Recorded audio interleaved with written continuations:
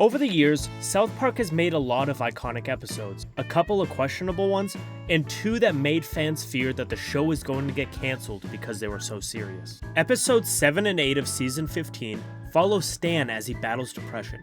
They're rough. Personally, I just have to admit the truth. These two episodes touched me harder than Jared from Subway did with those boys. Oh, fuck, it's Jared. 13 years later, in this 2-episode arc is still the best depiction of depression on TV. If you have never experienced depression, Fuck you! who gave you the right to be so lucky? Now, before getting to the episodes, I want you to imagine 1,000 bugs buzzing around your head while you're trying to sleep after like a long day. You try to smack them dead, but you keep missing. Finally, you get one. Congratulations! There's 999 left, and they're giving birth. That's kind of what it feels like to have depression.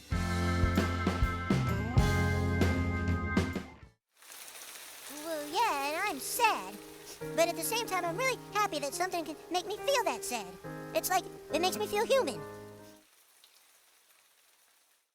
In South Park, just like with most people, Stan's depression strikes suddenly and without warning. On the night of his 10th birthday, Stan pulls a hidden iPod from under his sheets to listen to his favorite type of music.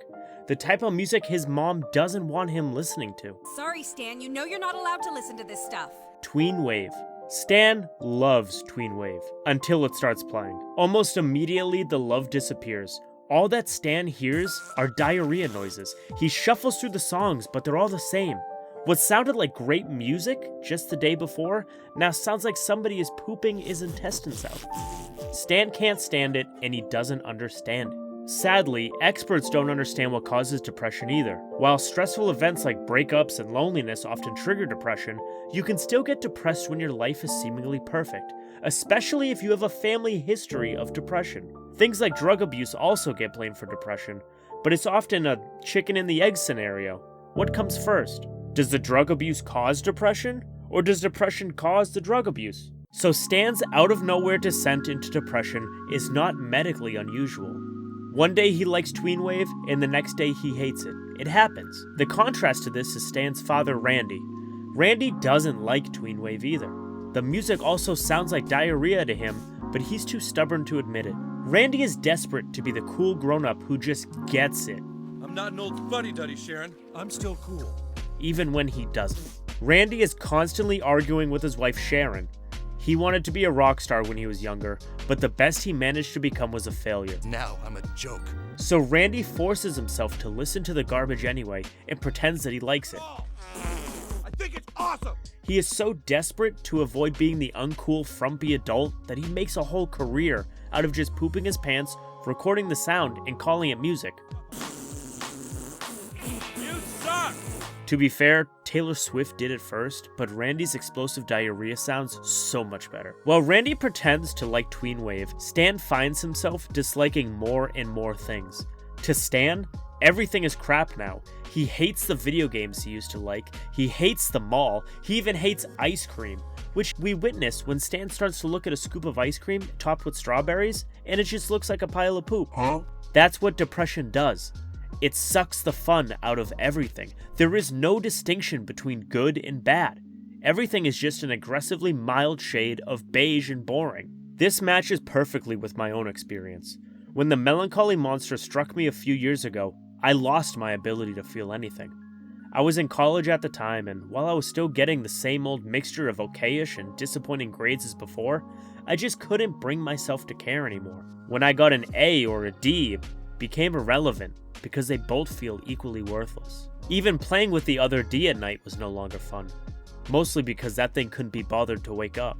That's the point when my parents forced me to see a doctor, which changed my life for the better. In South Park, Stan sees a doctor as well, but he's not as lucky as I was. Stan's doctor diagnoses him as being a cynical asshole. It's a condition called being a cynical asshole. Which helps, until the words coming out of the doctor's mouth turn into squirts of poop. Stan can't help it. He doesn't feel like a cynical asshole. He doesn't actually know what he is. Being depressed is not a conscious choice. Stan wants to enjoy life like everybody else, but that's not what it looks like to other people. We've fallen into the trap of acting like everything is okay on the outside while battling demons on the inside, because that is what is expected of us. It turns out experts call this smiling depression, while all this time I thought I was just being normal. While it works in the short term, faking happiness makes everything so much worse in the long term because the underlying problem never gets addressed. That's why you should try to say what you truly feel instead of constantly faking a smile. Something we do see Stan doing is not faking that smile, but that just brings a whole lot more problems for him, as we'll cover later. Social isolation. The problem with being honest about your feelings, however, is that people don't like hearing unpleasant things. Stan goes through what all of us have experienced at one point or another when his own friends support his struggles by avoiding him. And when Stan catches them avoiding him, they tell him straight to his face that they don't want to hang out with him anymore. Dude, we don't want to hang out with you anymore. Get it through your head. Kyle? Stan apologizes and promises to be less of a killjoy if they hang out with him. They relent, they go to the movies, but Stan can't help it. All the movie trailers look like crap. Crapping out crap on a mountain of crap. Oh, come on, people. Long story short, Stan opens his mouth and his friends literally run away from him. My own experience, and probably some of yours as well, was not quite as dramatic as Stan's. My friends didn't just run away one day.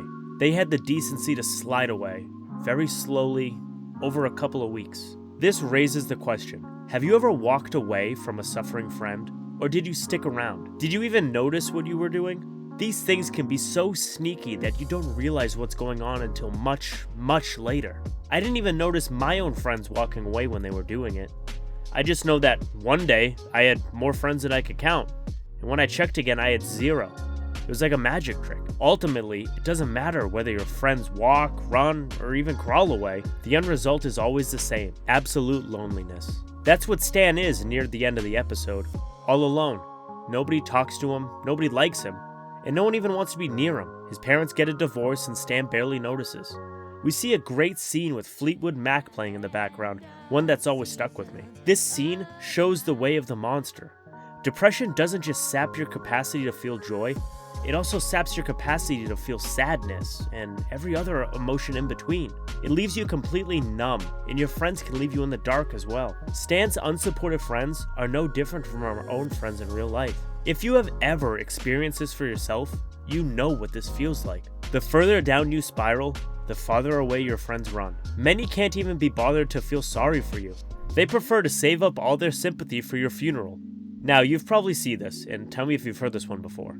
Guy's depressed, nobody cares. Then guy French kisses a shotgun, and suddenly everybody is concerned about mental health. For about 15 minutes. Then it's back to business as usual. As long as you're alive, you're going to be mostly alone. This isolation has a nasty habit of deepening depression. In Stan's case, he sees poop everywhere he looks. Food looks like poop, flowers look like poop, and even when they look at the sun, all he sees is a giant turd in the sky. That is the only superpower that depression gives you. You can look at the sun and see shit. That's why you have to look out for yourself and seek professional help. What I have experienced firsthand is that nobody else, well, maybe apart from your parents, is going to do it for you. In Stan's case, it's his father raising a stink that his condition gets taken seriously in the first place. Now in my case, I missed 2 weekly calls with my mom and she came looking for me. She wasn't angry, just disappointed. So please, call your parents. If you're unlucky enough to come from let's say, an interesting family, your best bet is cultivating deeper bonds with your friends. Focus on quality, not quantity. Research shows that prolonged loneliness is as dangerous as smoking 15 cigarettes a day. Strong social bonds are key to a healthy, happy life. Try finding yourself some real bros instead of just hanging out with the weed buddies who bail as soon as the blunt runs out. Dude, we don't want to hang out with you anymore. Get it through your head.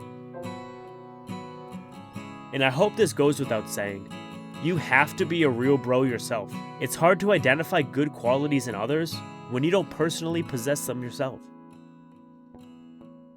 Nobody cares. This is one of Stan's main problems as we see his condition continue in episode 8. He doesn't have any real friends. He has just a bunch of guys he talks to. Kyle is the one guy who even dreams of making an effort. All of the others bail on Stan and take Kyle with them. Stan's depression worsens and he sleepwalks through life, completely unaware of anything until an angry outburst in class gets him sent to the school counselor. God, shut up! Everyone Everyone just shut the fuck up!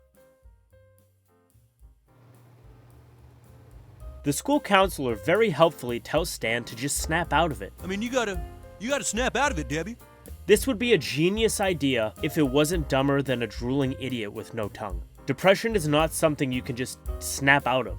It's like being stuck in a wheelchair and having able-bodied people telling you can just stand up and dance. You clearly can't because you're paralyzed, but the able-bodied clowns just assume you've confined yourself to a wheelchair out of choice. This is probably the worst thing about depression. You discover that nobody really cares about you. People only care about how you make them feel. Stan's counselor complains about Stan bumming him out. This guy's a school counselor. Getting bummed out by the problems of kids, like Stan, is his only job. But he doesn't want to deal with it. He just wants Stan to snap out of it and plaster a smile on his face. Stan's struggle exposed what I experienced firsthand. Society simply doesn't care about what you're going through. People want you to bury that shit deep down and make them feel good. They don't want to hear your story when they ask, "How are you?" They just want you to smile, say "fine," and leave them alone. Society wants you to deal with depression the same way Stan's father deals with his. Refuse even to acknowledge it exists and just fart into a microphone because crappy music is the trendy thing right now. The message is very clear. Follow the crowd and act happy no matter how you actually feel. Society's expectations are, of course, painfully impractical. I tried ignoring my feelings, and that worked until the effort of keeping up a facade broke me in half. Ignoring the problem just makes it worse. It's like holding in your pee. That stuff doesn't go anywhere because you're ignoring it. It accumulates and making you increasingly uncomfortable. When you finally go pee, the pressure can be so high that your piss hits the urinal and splashes back in your face. And if you keep holding it, your bladder will explode. But that is exactly what society wants you to do. Hold it in until you pop. This realization worsens Stan's depression just like it would yours. Stan wants everything to go back to normal. I just want everything to go back to the way it was. He wants the world around him to be the cheery place it once was, but he has no power to make that happen. We see the people around Stan not caring about his internal world. If life is a movie, everybody is the main character in his story, and you're just the annoying extra. That's why people don't want to look too deep into these problems. They want you to plaster a smile on your face and make them feel good. If you happen to be dying inside, oops, sounds like a you problem. Don't ruin the mood, man. Have the decency to suffer in silence, far away from everybody else, please. And thank you. Bum people out too much and they'll ship you off to a facility where you can't spread your misery to anybody else. That's what the school counselor did to Stan. Most people are not interested in helping. They just don't want to deal with you anymore. From the counselor's perspective, Stan was somebody else's problem. It may seem ironic that a therapist tends to care a lot more about you than your friends, but it isn't really. Now, the therapist is getting paid to care about you, but that's not a rabbit hole worth getting into right now. You also pay your friends to care about you. It's just that instead of money, the currency you use is time and fun. And when you stop being fun, a lot of your old friends will simply cut you off until you renew that subscription. This is the point where most people give up on their old friends and decide to make some new ones. But when you fail to filter for quality and just befriend whoever happens to be in front of you, the results can be interesting, to say the least. It's a lesson Stan learns when he meets fellow depressed patients. They see the world the same way he sees it. To them, everything is also like poop. They get him. Stan believes he's found a brotherhood. But has he? These guys dress like they're in the Matrix and feed Stan some story about AI, aliens, rock creatures turning everything into poop. They say that they, the depressed, are the chosen ones. They can see through the Matrix. They can see the world the way it truly is. And they're going to save the normies who are so deeply plugged into the Matrix that they don't even notice the world crumbling around them. This is a very seductive message. I mean, who doesn't want to be special? These chosen ones give Stan a serum that will help him see the world it was before. For all the drama around it, this serum turns out to just be plain old whiskey. For a few glorious moments, Stan is happier than a virgin who just touched a girl. The colors return to the world. Instead of a big turd in the sky, there's actually a smiling sun. Stan even reconnects with his best friend Kyle. He apologizes to Kyle, then curses him again. Then he apologizes and curses him again, and apologizes again and curses him again. Alcohol here is a metaphor for antidepressants and the erratic behavior they induce. Or maybe it's just a metaphor for alcohol. I, for example, am a terrible dancer. My grandpa is a much better dancer than me, and he's in a wheelchair. That's why I only dance when I'm drunk. Alcohol doesn't make me a better dancer, it actually makes me worse. What alcohol gives me is a big enough overdose of Delulu to make me think repeatedly falling on my face qualifies as dancing. Stan is like that on alcohol. He never actually sees the world as it was before.